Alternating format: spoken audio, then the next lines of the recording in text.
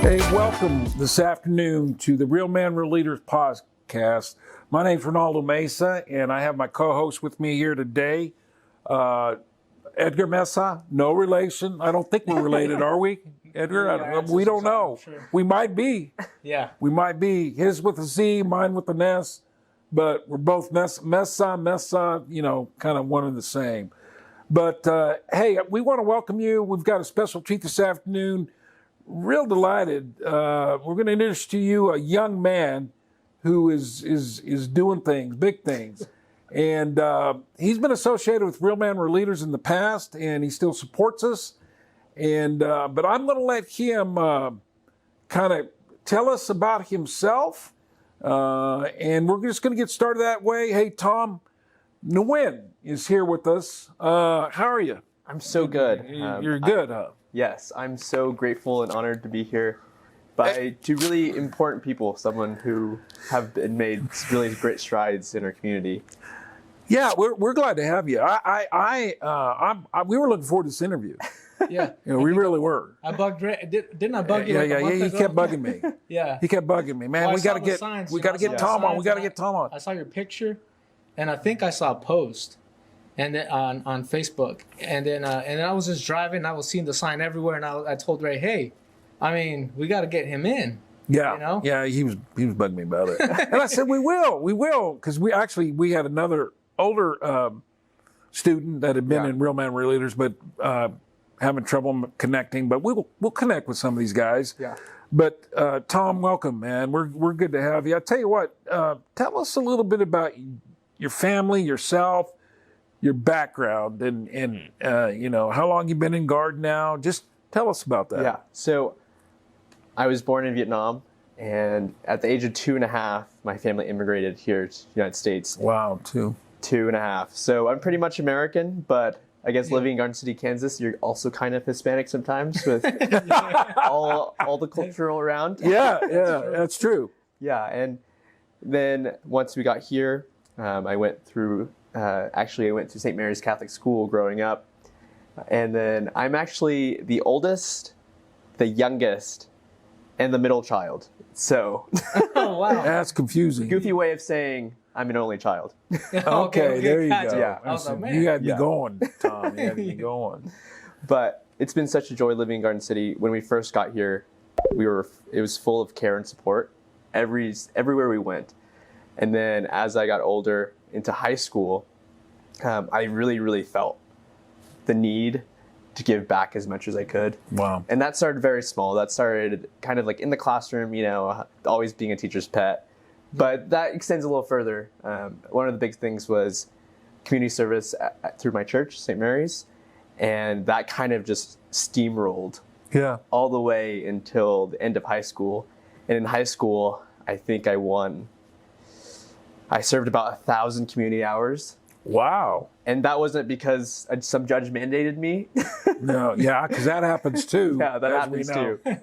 But out of just this heart, this calling, just to be a servant leader, someone who genuinely is willing to give himself for the betterment of the community. Man, I love that, because you know what, that's what we tell the public. Yeah. We try to teach our young man, servant leadership, and that's how you build trust with people, so that at some point, like you're going to share with us here in a bit, you become a leader in your own right. Right. Yep. And I'm guessing, I don't know, Tom, your time in the school, because, well, you were here at a young age, so probably the language, the learning, did it come easy? Was it hard? I mean, I'm sure there were days you had some insecurity. Oh, the biggest insecurity I had was actually not being smart enough. Yeah. And I think, so that goes into a lot of different things. The first is when you're an immigrant child, especially as an only child, I translated for my parents in every aspect. Oh, yeah. I translated our first mortgage. I translated all of the title loans, just everything that had to do with being an adult at the age of 12. And even before then, I was the one who translated to help for buying our cars at an age of 6. Can you just imagine a first grader going to a car salesman and saying, hey, we want this car, but we want it for the best price possible. So you had to learn how to negotiate. Man, I tell you, you're absolutely correct. I tell a quick story. Went through Leadership Kansas. Yeah. Okay, been through that. And 1 year I had the opportunity to co-host the program when they would come to Garden. And we did something different because of that. It hit me because I used to see that when I would walk in the city building or maybe it was even a grocery store or clothing. It didn't matter. Yeah. I witnessed, these young kids interpreting for their parents. Yeah. And I'm thinking, man, and people don't understand that. People don't know that. So 1 year when the program came to Garden, I told the leadership staff, Kansas leadership staff, we need to really bring these children out. And there was quite a few of them in high school. We need to recognize them, man. Yeah. Do you realize the pressure? Oh yeah. You may not think as a young kid, maybe you felt it, maybe you didn't, but the pressure of having to do that for your family. I mean, so we did, and I think the people, the leadership class that year was just awed by, they didn't realize how much that went on. Yeah, it's so prevalent because you come to America and my parents only had the clothes off of their backs. So wow. Yeah, so like, what else can you do except for a child who, thankfully, somehow through some grace, understood English? So I guess another thing that added to my service was I learned to serve my parents first, and awesome. That really, really paved the way for everything else. Because once I figured that out, that was my calling first, it made everything else much easier, and it made me understand why I needed to. Because not only just for my parents, but can you imagine just how many other people that just lack the ability just to communicate or just live their daily life? Yeah, especially nowadays. Yeah. It's so hard to, especially with social media, all the distractions that we have. I think it was a little easier back then, where you were allowed to, or you would go help your parents. Yeah. Maybe your dad was working on the car. You go and work with your dad. Yeah. Or you go to work with your dad. Yeah. And things, or your mom's cooking, and so maybe you help her bake some cookies or stuff like that. Where nowadays is like everyone has an AirPod in. Yeah, it's true, Edgar. Yeah, and so some of my kids have longer hair, right? So you can't see that they have something on. So they could be like making themselves a PB&J, and you're talking to them, and the whole time they're not listening to you, man. Yeah. So man, that's admirable, Tom. But you're right. So many kids in this community have had to do that and still do that. Right. So that's amazing. So what about your education? I know you went to schools here, but from here, where'd you end up going? So after graduating in high school, I visited, by senior year, I visited a small college in Massachusetts, Thomas Aquinas College. It's a very awesome curriculum. So there's no lectures. So you just go into a class and, first for your homework, you read a part of a book. It could be philosophy, it could be math, it could be it's called the liberal arts. So any of the core learnings that we need to function as free men and women. And then I loved that idea. I loved the idea. First, there were no tests. And first, there were no lectures.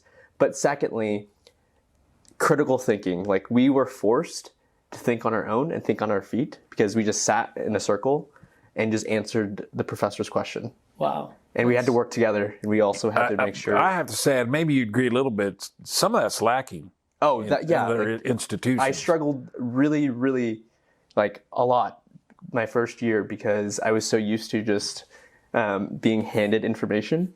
Okay. Yeah. So now, for the first time. Oh, man, excuse me. Technical difficulties. Yeah, I'm sorry about that. My phone's ringing. Didn't mean for that to happen.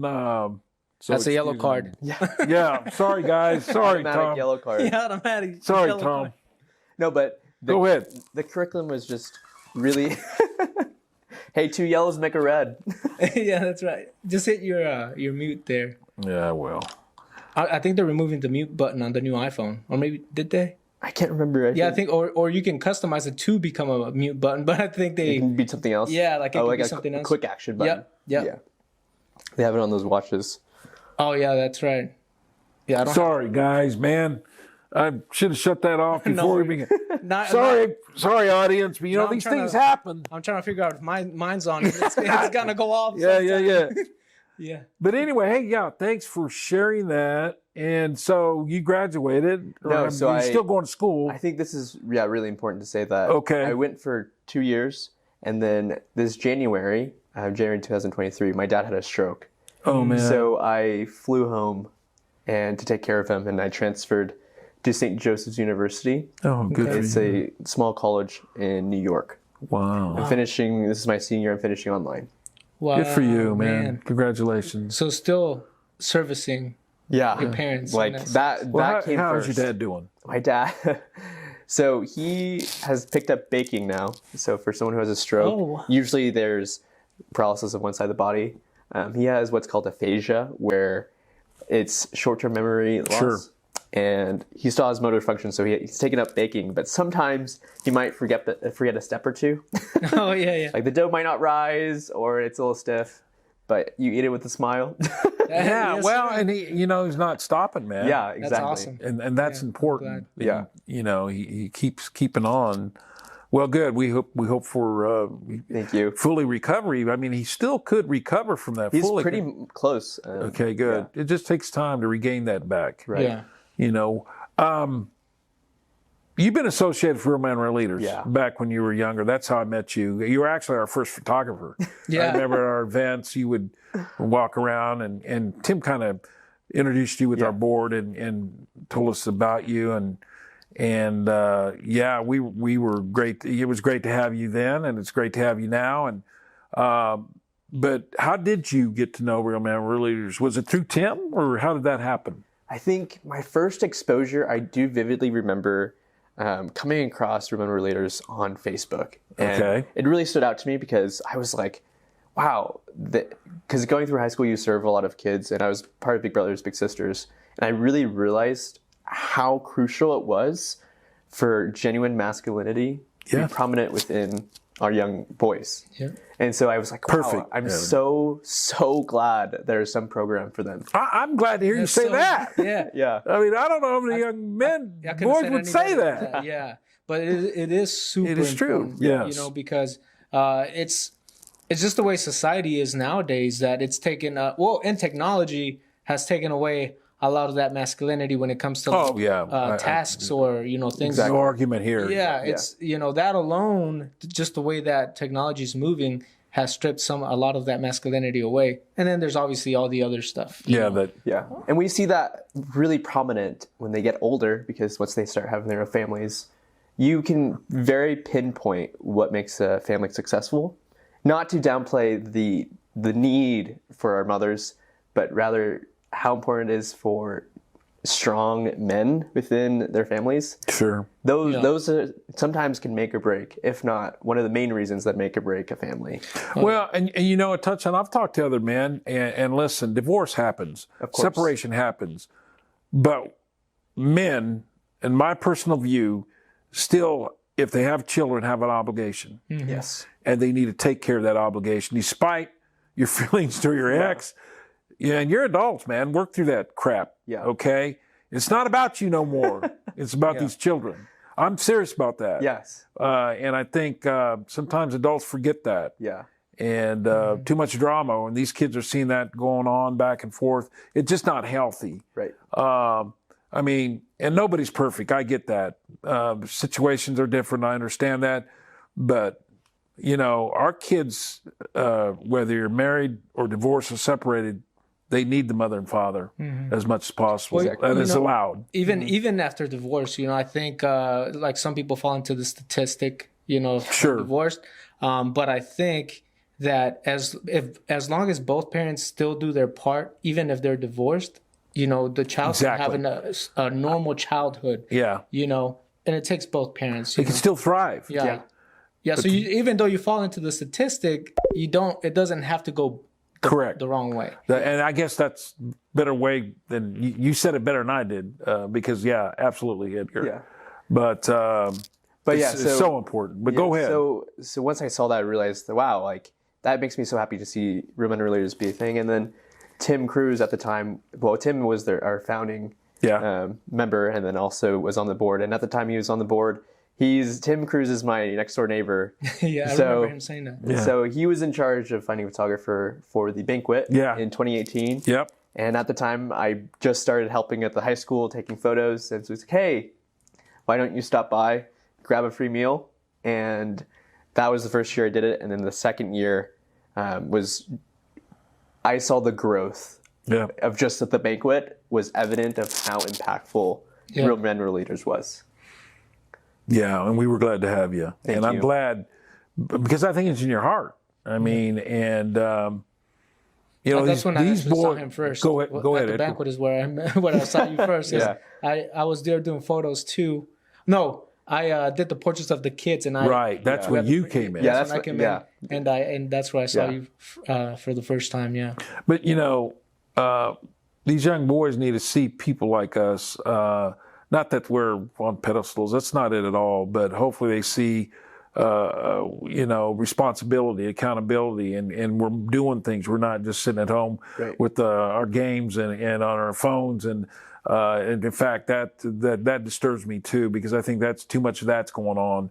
But anyway, that's when I remember you when you started taking photos for us and you were kind of out hanging around, and you kind of, you know, you're part of the group. You came part of the group, really, in reality.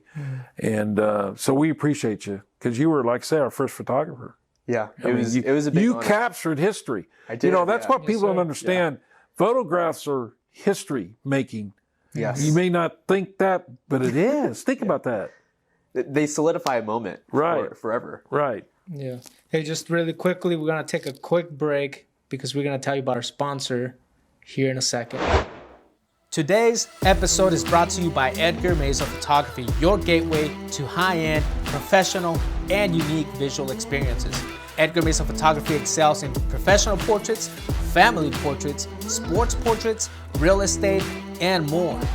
Beyond photography, they elevate your brand with exceptional website and graphic design services. Edgar Mesa Photography turns moments into memories with unmatched precision and care. Visit EdgarMesaPhotography.com to witness the magic. Don't settle for ordinary, choose extraordinary. Edgar Mesa Photography, where every moment becomes a masterpiece. And now let's return back to the Real Men Real Leaders podcast featuring Tom Nguyen. Hey, Ronaldo Mesa here again with Real Man Real Leaders, and Edgar Mesa, my co-host, is with us, and we have been interviewing Tom Nguyen. He's such a delight, got a wonderful story, and so we're back with Tom, and just want to know a little bit more about what he's up to. Tom, man, and which I'm great to see. You're running for city commission. Yes, it's a big. Tell us what compelled you to do that. I think this is a good story to share. So after my dad had his stroke, I asked Tim Cruz to drive with me home from college, from Massachusetts. My car was out there, and on the way, Tim was sharing all of his stories of service. Yeah, and then it made me really reflect on why I serve. The first is because there's a need, because we need it. Yeah. Yep. And the second was because I can, I'm able to. So in philosophy, we call it the perceived good. So it's the fact that you can and that there's a need. So therefore you must. Yeah. Ooh, I like that. Yeah. So, and then I came home and I was really reflecting on the idea that now it is more important than ever for young generation to be in public office, because sometimes we tend to forget that the future that we are shaping includes the young people. Absolutely does. Yeah. And to be a part of that change, to be a part of the future of Garden City speaks volumes to how impactful young people can be. So those were the first few things that really pushed me. And the very last thing was for my parents, they were the first ones that taught me to serve. Mm-hmm. And through them, we became U.S. citizens. They became U.S. citizens this July, and then I became U.S. congratulations to them. Yeah. 2 Julys ago. So one of the things as a U.S. citizen, you are called, one of your civic duties is to run for public office. And what is the best thing to do as a new American citizen who you've lived your whole life here? The best way to be an American is to be in public office. Wow. That's awesome, man. It is awesome. That's so cool. It is. I mean, not too many young people think like you do. No. Which is fine. Like I say, everybody's different. Yeah. But I'm not bagging on the young people, please. Don't. Well, I became a citizen after high school. Yeah. Wow. You know what I mean? Oh, you got a story, Edgar, too. Yeah. Someday we'll have to have someday, you share that. not today. But, and it's interesting, too, because, I wasn't originally, I was born in Mexico, came to the U.S. in California, and then I moved here in 99. Wow. But, and even, depending on where you live, being not being a citizen is a huge deal. It is. Man, did you hit that silent button? I thought I did, guys. I'm sorry. I apologize because this is about the third time. I'm just going to shut it off, guys. How about that? That's fine. And I can call this guy later. Sorry about that. Let's get back. Yeah. Anyway, it when you're young and for one, you kind of limited to what you can do when you're not a citizen. Right. There's only certain things you can do. Like my Social Security was not a regular Social Security. You have your work only. Yeah. Social Security and all that stuff. And so I felt like when I became a citizen, I was like, I unlocked the whole world. Do you know what I mean? Yeah, it does. It really does. You kind of feel like you've unlocked the American dream. Yeah, for sure. You know, and so I just, from then on, like I just felt like I was more confident, being able to do more. Yeah. Yeah. So me turning 18 wasn't a big deal. It was when I became a citizen that was the biggest deal.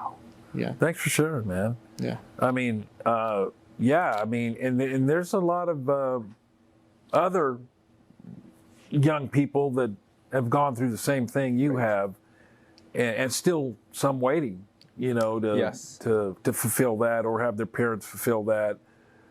It's a tough place to be. It really is. So I admire you both, because, and I like the fact that you said, ain't nothing more American than running for office once. Yeah. That's so true. Yeah. I one of the things I tell a lot of people, including my children, I tell them all the time, there's no way that I can fail, because if my parents, specifically my mom, if she was able to do all that as an immigrant, and just think what you guys can. Think about I have no excuse to fail. And anytime, even Americans are born here, man. Well, anytime I do anything that I want to do, whether it's a personal project or even like the studio or anything like that, right? I always told myself, there's no way that I can't do it. If my mom being an immigrant, you know what I mean, she was able to do it, right? And so I try to pass that on to my children and to let them know, hey, you have no excuse, dudes. There is no excuse. And I'm a little older than you guys. My dad was born in Mexico, came here at a very young age, and he had that same mentality. I mean, he did work in the sugar beets and did things to support his family, but eventually he got in a position where he became his own guy. I mean, we were in the motel restaurant business. Okay. Wow. And that's pretty good, It is. So, kind of a similar story, but not for me, because I was born here, fortunate and born here. But for him, when he came, and his brothers and one sister, I mean, most of them were born here. I think he was one of two that were born in Mexico. And but things weren't. I mean, they were struggle. Yeah. They were struggle. But yeah, man. I'm thrilled. I'm thrilled that you're running for city commission. And I'm thrilled that, how old are you? I'm If you don't mind me asking. Man, 20 that's years just, old. That's just impressive. It is impressive. My oldest son is 18. He's just getting started because if you prevail, Tom, and you serve, I mean, who's to say that you can't keep going? Right. Exactly. And that's awesome. I've been so lucky this campaign. I've met so many amazing people. Yeah. People that I wouldn't have ever talked Correct. to. And each and every single one of them have always been so kind, because we live in such an amazing place. We do. Yeah. A place where people are just so nice. Yeah. I don't know. Well, and Garden City, we're successful as a result of our immigration coming to this country and here to the Southwest Kansas.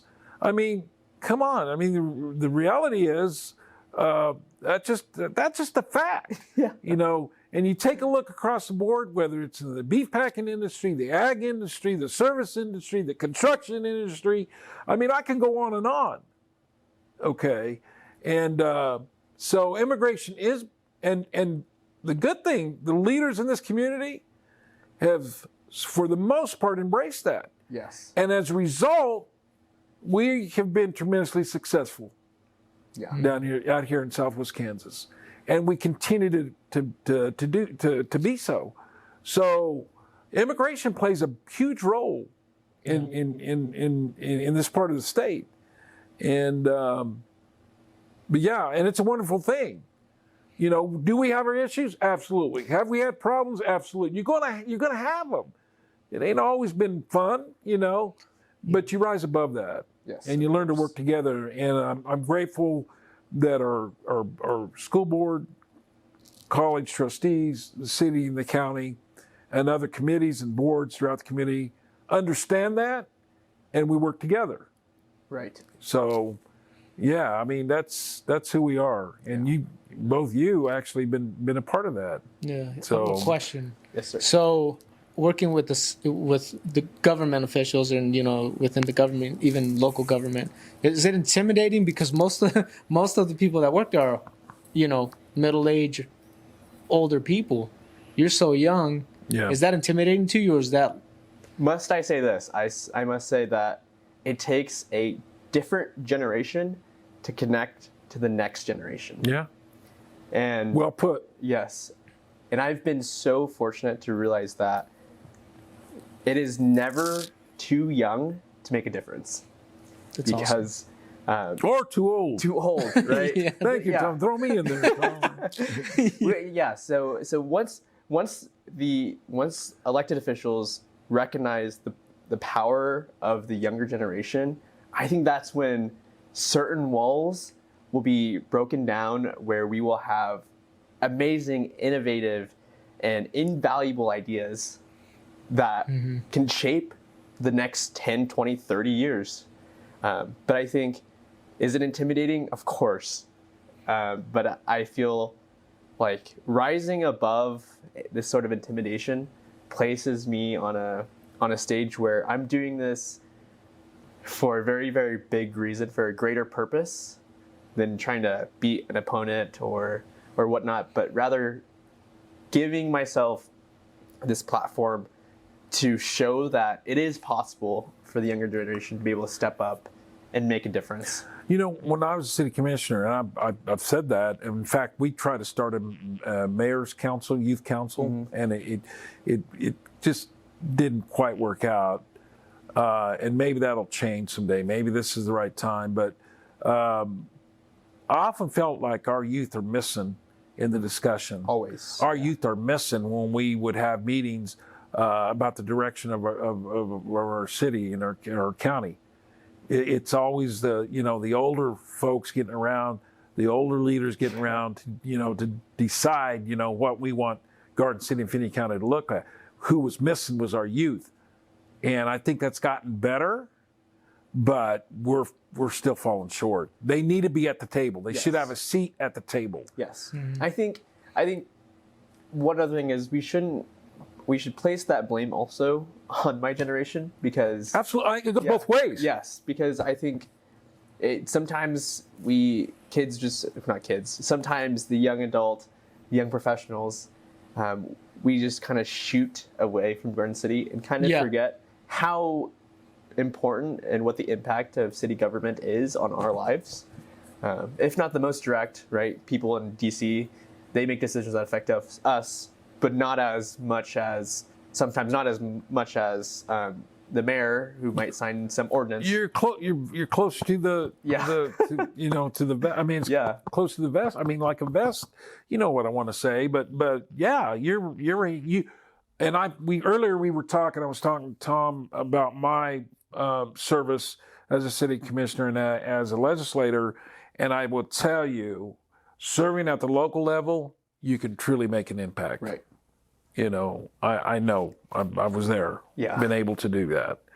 So, and it seems sometimes the further you get away, sometimes you forget, why you're there, and you lose sight of the localism and the community. All of a sudden you get distracted from other people pushing and tugging on you and want you to do this and do that. That's just the way politics is on a national level. So, is there anything specific that you would like to see done in Garden City? They typically would say, what's your platform? Yeah. Usually that's for state and national politics. You may have a local platform. I don't know. I think running for any public office, it is always important to have some sort of platform. Okay. Mine is just so vague for a very specific reason. As you guys both know, who both live here, both who own your own businesses in Garden City, in the past 10 years, we've grown so much, let alone the past 5. Yeah. And so I really want to ensure that we continue growing together. We are headed in a really great direction. Yeah. Let's make sure we're going that way with all of our voices incorporated into that idea.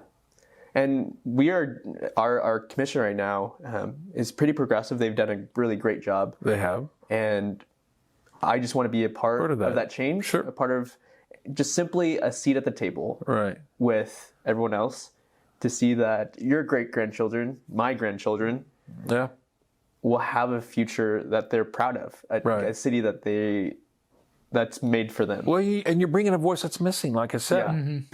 You're bringing a different perspective. Yeah.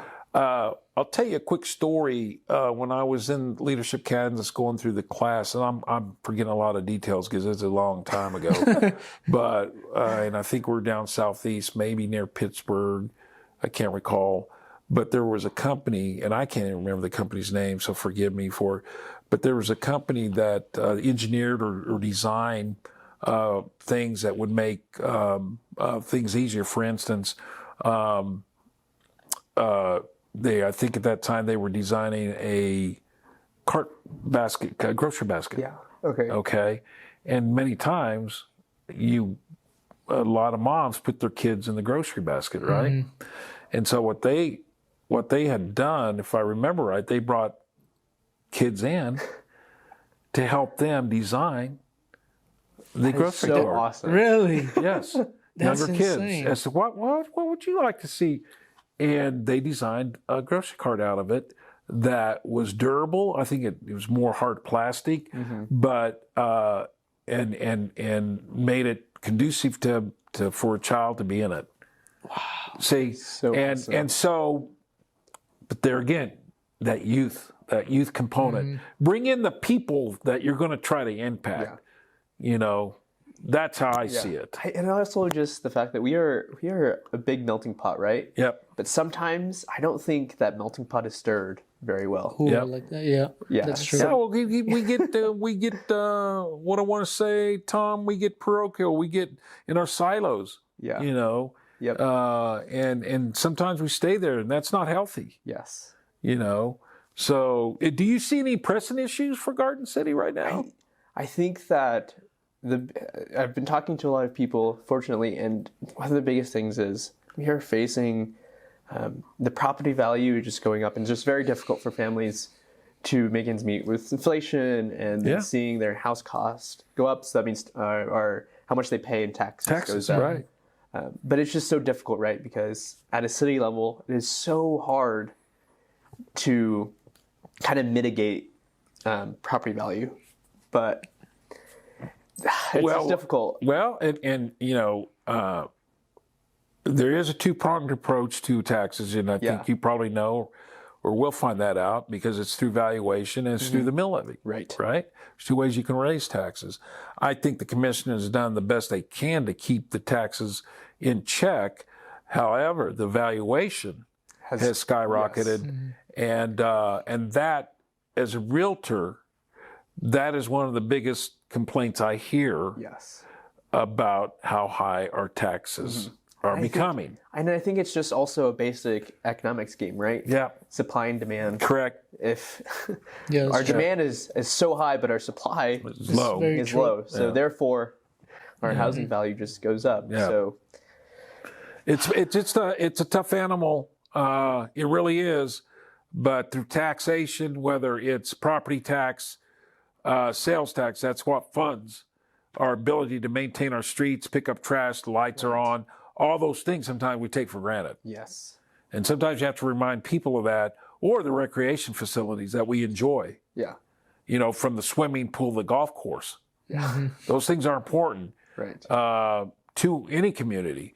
Some people may, we don't need those things. Well, I think that's a minority viewpoint. Those things are important to healthy strive. And by the way, it is known to be fact that the more recreational programming you have for youth, the less likely they're going to get in trouble. Yes. It's been proven. Yes. So, on that though, I think we need to really recognize the high school. They are doing their students in the high schools are doing such a great job. Their student council is doing such a great job. FCA is doing such a great job. Who is FCA? Remind me. FCA is the Fellowship of Christian. I love that. Fellow Christian Athletes. Athletes, yeah. Yeah, and they've been doing such a great job implementing things for kids their age to do to keep them from getting into trouble. Right. And doing things you shouldn't be doing, man. Well, I think I think it was yesterday. My daughter, my fiance, she showed me a picture. And my daughter's in cross country. I saw that on social media. Was it on social media? Yeah, they had the prayer circle, right? Which is pretty cool. I don't think I've ever seen that before. Right. When I was in high school, there was only 10 of us. Oh wow! Around that pole, it's praying at the pole, gathering at the pole.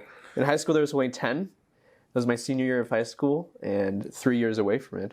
It's grown. It was huge. 30 to 40 kids. Yeah. Those things are important to community. Mm-hmm. Exactly. The faith, the leadership, family, those things are important to a healthy community to grow and prosper. And I think we've done a fairly good job here, and we continue to do so. Like I said, when those things are messing, man, a lot of things can happen sometimes. Right. Just think about what's going on in some of the urban areas now, some of the larger cities, the crime.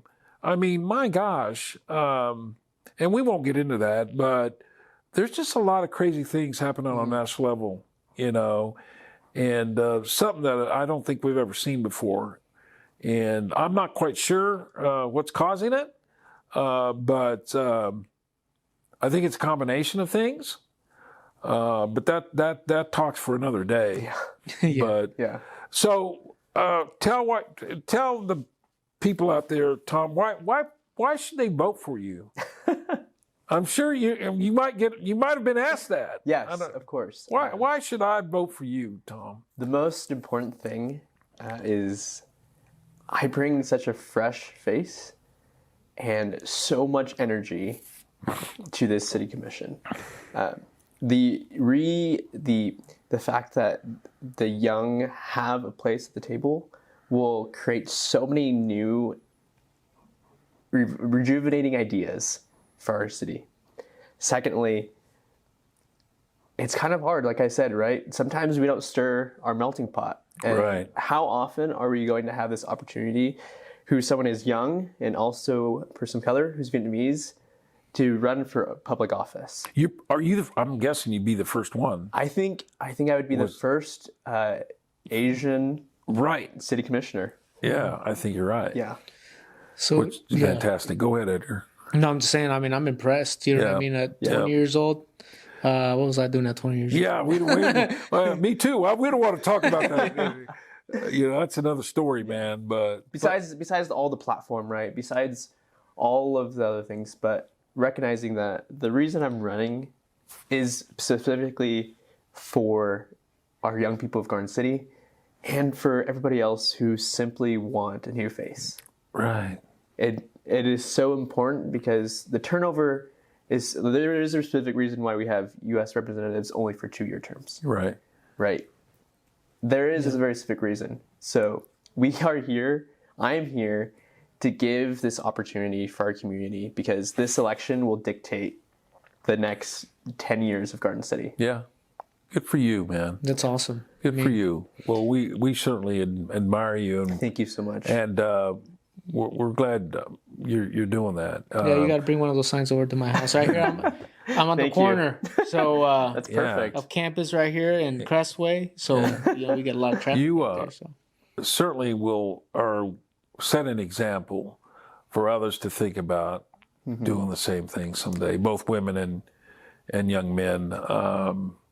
Yeah, that's such a great point because I think throwing my name into the ballot also pioneers the way for more people that are in my demographic, young and a person of color, Right. to run for public office. Yeah. Not just that, but to get out and serve our community, because sometimes once immigrants come to America, they kind of feel like outcasts, Yeah. Yeah. and that's It takes a while. it takes a while, right? Get Just- acclimated, to adjust. Yeah. It's not easy. Well, Right. I think it would make it easier too to see a familiar face. Right. To where it would probably make them feel a little more at ease when it comes to being an immigrant. When I moved to California, that's when I was growing up there. Boy, it was a different world. Yeah, I bet. When I came here, I felt like it was heaven to Wow. Kansas. Like it was a whole different world. And in all reality, I came here, didn't know anybody. And so for me, it was a huge change. I think the community was different here than it was over Oh, I'm there, too. sure it was. Or Or it is. in fact, I feel like I became more Hispanic when I came here. When you were California, man? Are you sure about that, Edgar? Oh man, I swear. No, I believe you. Yeah, but I think it would make it a lot, especially when I was a young kid, and the conversations that I heard, like my parents have, being intimidated by the system, being Right. new, Right. to the country and all that. But I think it would be, I would feel at ease if I had someone that looked like me. Right. It would make it a lot easier. But I think it's really good for the young generation. Absolutely. I think For this is both, gotta be- you're fairly young too, and I'm going to tell you, this is what Real Man, Real Leaders is all about. Not that you're doing this because of us or you went through the class. You've been associated with us in a very positive way. But when I get to speak about Real Man, Real Leaders, it's about up here. Right? It's up and how you think of yourself and the possibilities, and you need to stop the stinking thinking type of, I'm serious, in making healthy decisions, get our young boys to think about what they're doing in their homes, in their schools, and out in the community, Right. Because really that's what we're doing. We're trying to help them think on a better, higher level when they are making. And I know our boys are young, but better to start now. And really, that's what you're doing. I mean, that's what I'm saying. You're going to set a great example for what we're trying to do. Yeah, for sure. It's changing mentality of how some of our young kids think, and that they can do this. That they got to think positive and surround themselves with people who are positive and going to help them get where they need to be. Right. That's why I'm so passionate about Real Man, Real Leaders, and a lot of us. You are, I know Edgar is too, our board is, Tim Cruz certainly is. That's why we do what we do. We have to get a little bit of control here, play an important role, and transform the way our young kids are thinking, man. And that's what it's for me, because at the end of the day, I mean, this is where it's at. And yes, some of our boys come from tough situations. We've had boys where their parents are in jail, one parent, one is deceased. We've had an array of boys, okay? We try to tell them, no matter your situation, you can still rise above and do great things if you want to. So that you're going to be an example of that, Tom. I think, and we wish you well. We really do. And before we sign off, is there anything else you'd like to say or share with us? First, I'm so thankful for you two and for Men Real Leaders. This has been a great opportunity, been a fun time. Yes. Yeah, but sure. Also to make the point that the young boys within our community is so important to focus on. And you guys are doing something that not only affects the lives of the people in Garden City, but also their own life. Right. And it's also an ask from our community, from you guys, to continue supporting this specific program more than anything. Thank you. Because 10 years from now, when these young boys, they will become young men, and they will reflect on the leadership of not just your membership, but also the other board memberships of how can I live my life as a servant leader at every stage of life. Yeah, so true. Well said. But they will be the ones who will be in our workforce. They will be the ones who will begin families. Who are leaders. Yeah. Who will step up. And when we talk to our boys, when we say leader, and by the way, Real Men Real Leaders, we're not talking about a macho guy. Yeah. We're talking about the opposite. We're talking about men who actually make mistakes, who fall down, but get up and rise above and change their lives for the better. That's what we're talking about when we say Real Men Real Leaders. I want to stress that. It's not a macho thing. It's actually the opposite. Right. And we tell our young boys that you can be a leader at home, in school, in your community. Now you've risen and you're going to hopefully become the leader in your community. And you've already been a leader in your home by helping your dad. Even that is a leader. We tell our young boys, just helping your mother, helping your dad, take the trash out, do the dishes, get your room squared away, get your backpack ready to go. Those things, be organized, okay? Those things are important. And you've probably heard this said. I watch other guys and motivational, and I can't think of, sometimes I just can't think of the right name, but this one particular guy says, do the hard things first, and your life becomes easy. Yep. When you do easy things, your life gets a little tough in the end. But when we attack the things that we need to be attacking, our life becomes a little bit better instead of procrastinating and avoiding them. But anyway, Tom, we really appreciate you being on. Edgar, did you have any parting words or anything? No, man. I'm just, it's been awesome. This is this has been a fun podcast for sure, and we're glad we were able to bring you in. Thank you. And it's been awesome hearing your story, and man, I can't wait to see how it goes. Get this out there.